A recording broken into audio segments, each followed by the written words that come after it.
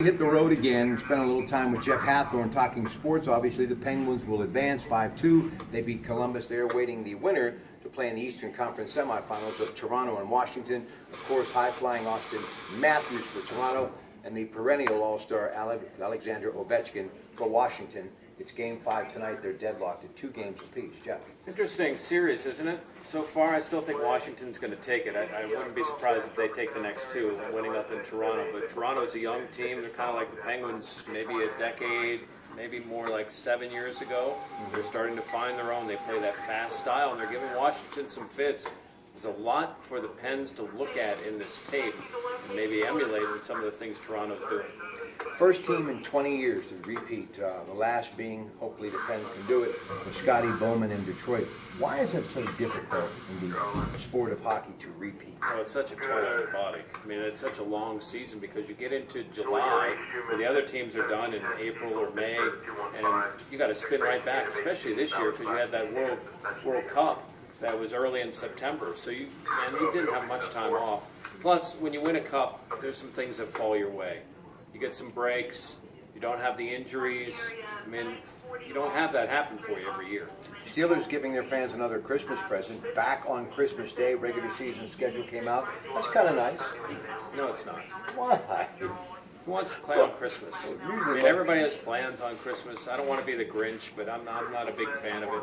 But hey, that's what the league says. So they're going to play a late afternoon game on Christmas in Houston, at least this time, not at home. Well, it also goes to show you that the Steelers get big ratings and they're a big Christmas gift for a lot of people for the season because Steeler Nation loves them. And it's interesting. I think 4 of their last 5 are on prime time going down the stretch. So it's a start where they have some games. They start at Cleveland. They have a game at Chicago. It should be a good start for the Steelers, and then it gets tougher as the year goes on. Crow is taking over the AT&T phone. What is he doing tonight? Shadow puppets, ladies and gentlemen. I love Eddie Crow. And you know, when it comes to sports, he could probably do a better job than both you and I. He used to rock. He has. I know. He used to rock doing that radio sports thing years ago, but I love talking to Eddie Crow. He used to carry that other guy. Yeah. Guy Junker. Well, Guy used to actually do radio for me back in the day. I love you, Guy Junker. Okay, we'll finish up on the Pirates. Crucial this series early in the season, but man, oh man, when you think Memorial Day about a month away and how they've been going so far, it would be nice to do more of what they did in Chicago. How about a sweep? That'd be good.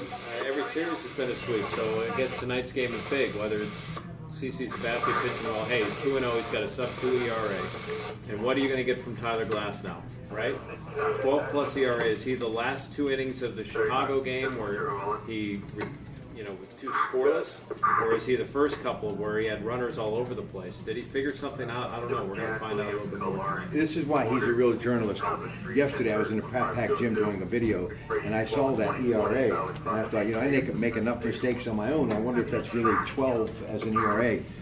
I found out it was true, but I just couldn't say it because that just hurts, you know what I'm saying? So hopefully he can get that going towards the negative side. You see a lot of inflated numbers this time of year, so he's got plenty of time. I hope so. Sand Valley Fireworks definitely worth the price to go. Well, the Yankees are worth the price. You don't need the fireworks, bobblehead, any of that stuff. You just need baseball this weekend. You like interleague play? Oh, yeah, I do. Me too. Because it allows you the opportunity to see these teams come to your home that you would never get to see. All right. What about the Steinbrenners? We'll leave on this note. Yes Network. I love what they do. I think George Steinbrenner was way ahead of his time. I've always been a fan of him. Here's a guy who was in the shipping business, didn't need any of this stuff. His son Hank and them, I think, have steady as you go. Joe Girardi's still at the helm. I like what they've done, but boy, their dad was really one of the best and going to be hard to duplicate ever. It depends on who you talk to. See, I love George Steinbrenner. George Steinbrenner is. Steinbrenner was a great owner for the league. He cared about his team winning. He put his money back into his franchise. That's what made him very good. He wasn't afraid to take a risk. He wasn't afraid to sign a big money player. Now, he has more resources than other guys, but he took advantage of those resources and he made them a giant. I mean, they were nothing when he bought them. Remember what you just said? They were nothing. They were floundering. Not that they would have disbanded or anything, but they were hurting. And he came in, he sunk money into that organization, and he reaped the rewards because I don't know how many times more the Yankees were worth when he died as to when he bought them. All right, listen, we'll close on this note. Speaking of Mr. Steinbrenner, who obviously understood how to work Wall Street, I love the whole bulls and bears, and it's what it's about. It's simple. You buy low and sell high, and you create a commodity by putting money back into that product that you have really put your sweat equity into. Coming up in the Bowser Theater, which is just behind that door over there, we're going to be giving you a live studio audience with Heffron Tillotson, Your Money and You, interacting with them. Plus, you're going to have the morning commentary with Jim Meredith, and of course his son Jamie Meredith is going to be co-hosting with Dad that day. We'll have the Ask the Advisor segment in the second hour. So please join us at 866-391-1020, Dollar Bank, Instant Access, KDK.com. Should be a lot of fun. Have yourselves a great weekend, and we'll see you bright and early tomorrow morning at 5 a.m. on News Radio 1020 KDK. Robert Mangino and then Eddie Crow tonight on KDK.